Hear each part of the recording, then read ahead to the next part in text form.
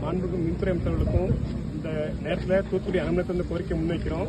நாளை நடைபெறுகின்ற இந்த சட்டமன்ற கூட்டத்தொடரில் கட்டாயம் மின்வாரிய ஒப்பந்த தொழிலாளர்களை நேரடி பணியாளர் பணியமர்த்தம் சொல்லி இந்த கோரிக்கை முன்வச்சு இன்னைக்கு தூத்துக்குடி, மேட்டூர், வடசென்னை 3 பார்ப்பன ஆர்ப்பாட்டம் நடைபெற்றுக் கொண்டிருக்குது. இதன் முக்கிய நோக்கம் என்னன்னா, இன்னைக்கு 1558 வேகன்சி அறிவிச்சிருக்கீங்க, வரவேற்கும், வாழ்த்தி வரவேற்கும். அதே வேளையில 20 வருஷமா பணியாற்றுகின்ற ஒப்பந்த தொழிலாளர்களை நிச்சயம் இவர்களை நேரடி பணியாளர்கள் பணியமர்த்தணும். இவர்கள் பாத்தீங்கன்னா இன்னைக்கு உற்பத்தி நிலையங்களில் மின் தட்டுப்பாடு ஏற்படக்கூடாதுன்னு சொல்லி இரவு பகல் பாராம உழைச்சிட்டு இருக்காங்க. அதே மாதிரி மில் பிளான்டா இருக்கட்டும், இந்த பாத்தீங்கன்னா பாய்லரா இருக்கட்டும், எல்லா இடத்துலயும் அப்டாமன் ஏரியால ஃபுல்லாவே இன்னைக்கு ஒப்பந்த தொழில் வச்சு 24 ஹவர்ஸ் ஃபுல்லா பணியாற்றிட்டு இருக்காங்க. இதே போல விநியோகத்திலையும் தான்.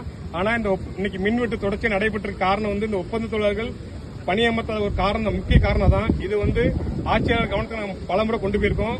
கடந்த வாரம் கூட சேர்மன் இந்த கோரிக்கை முன் வச்சிருக்கோம், மின்துறை அமைச்சர் பேசியிருக்கோம். ஆனா அதையும் கடந்து இன்னைக்கு டிஎன்பிசில தான் நாங்க கால்ஃபர் எடுப்போங்கிறாங்க, எடுக்கட்டு. ஆனா இந்த ஒப்பந்த தொழிலாளர்களையும் பணியமர்த்தணும். 70,000 வேகன்சி இருக்கு. 70,000 வேகன்சில இந்த தொழில் மொத்தம் பாத்தீங்கன்னா 10,000 12 தொழிலாளர்கள் தான் இருப்பாங்க. இவர்களை பணியமர்த்தினால் வாரியம் தத்தளிக்கிற கடல்ல இருந்தும் இவங்க மீண்டு வருவாங்க. மின் கட்டண உயர்வையும் தடுக்கலாம். பொதுமக்களுக்கு இது உங்களுக்கு ஒரு பெரிய பலன் இருக்கு. ஏன்னா ஏகப்பட்ட ஊழல்கள் நடந்துட்டு இருக்கு. இன்னைக்கு பாத்தீங்கன்னா விநியோகத்திலும் சரி, உற்பத்தி நிலையங்களையும் நேரடியாக கான்ட்ராக்ட் விட்டு பல ஊழல்கள் தொடர்ச்சியா இந்த பிளான்ட்ல மாத்தி போர்டு வச்சிருப்பாங்க. இது லஞ்ச ஒழிப்புத்துறையா இருக்கட்டும், இடி வரைக்கும் இந்த தகவல் போய் இன்னைக்கு இது வெட்ட வெளிச்சது வந்திருக்கு.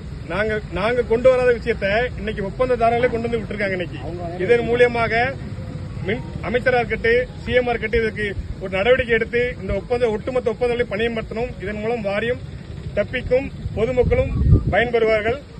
நிச்சயம் அறிவிப்பாளர் என்ற நம்பிக்கையில் இந்த கூட்டுறவை எதிர்நோக்கி காத்துக் கொண்டிருக்கிறோம். பாலச்சந்தர், மாநில பிரச்சார மின்துறை அமைச்சர் சந்திச்சீங்களா? சந்திக்கும் போது உங்களுக்கு என்ன சொன்னாரு? ஒரு உத்தரவு நிச்சயம் நாங்க இது சம்பந்தமா நாங்க பண்றோம் தான் ஒரு வார்த்தை சொன்னாங்க. தவிர அதை தொடர்ந்து மறுவாரமே இந்த 1558 வேகன்சி அறிவிச்சிட்டாங்க. அப்பவும் சிலர் கேட்டிருக்காங்க, ஒப்பந்தத்தில் பணியாற்றுவாங்க. அது சம்பந்தமா எந்த ஒரு அறிவிப்பு இப்படி வெளியிடல. பண்ணலன்னா அடுத்த கட்டம் நாங்கள் போராட்டம் என்ன எங்களுக்கு தொடர்ச்சியா நாங்க உண்ணாவிரதம் இருக்கிற தவிர எங்களுக்கு வழி தெரியல. ஏன்னா இந்த அரசை ஏற்று பண்றதுக்கு 6 மாசம் கால அவகாசம் கேட்டிருக்காங்க.